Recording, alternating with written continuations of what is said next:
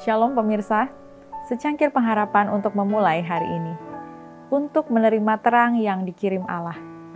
Suruhlah terangmu dan kesetiaanmu datang, supaya aku dituntun dan dibawa ke gunungmu yang kudus dan ke tempat kediamanmu. Mazmur 43 ayat 3. Tuhan Yesus datang ke dunia kita ini penuh dengan kemurahan, hidup dan terang, bersedia menyelamatkan setiap orang yang datang kepadanya. Tetapi ia tidak dapat menyelamatkan orang yang berlawanan dengan kehendaknya.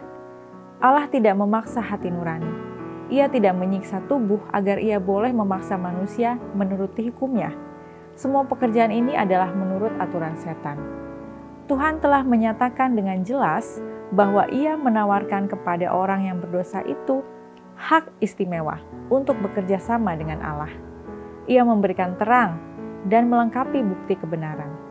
Ia membuat jelas tuntutannya, dan dibiarkannya orang yang berdosa itu, apakah ia mau menerima kebenaran dan menerima anugerah serta kuasa yang olehnya, ia boleh memenuhi tiap-tiap syarat, dan mendapat sentosa dalam menyerahkan pelayanan sukarela kepada Yesus Kristus, yang telah membayar harga penebusannya.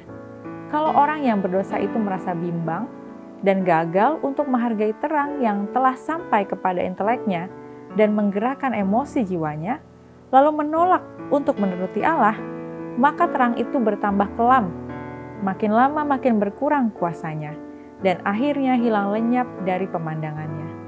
Barang siapa yang tidak menghargai sinar-sinar terang yang pertama, tidak akan memberi perhatian kepada bukti-bukti yang lebih pasti dari kebenaran. Sekiranya seruan Allah yang lemah lembut tidak berhasil mendapat sambutan dalam hati orang yang berdosa itu, maka kesan-kesan pertama yang diadakan atas pikirannya itu kehilangan artinya, dan ia pun pada akhirnya dibiarkan dalam kegelapan.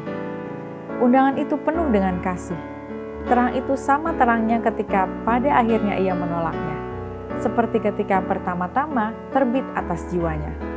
Tetapi oleh penolakan terang, jiwanya menjadi penuh kegelapan, dan tidak menyadari apa bahaya penolakan terang itu. Kristus berkata kepada jiwa yang seperti itu, hanya sedikit waktu lagi terang ada di antara kamu.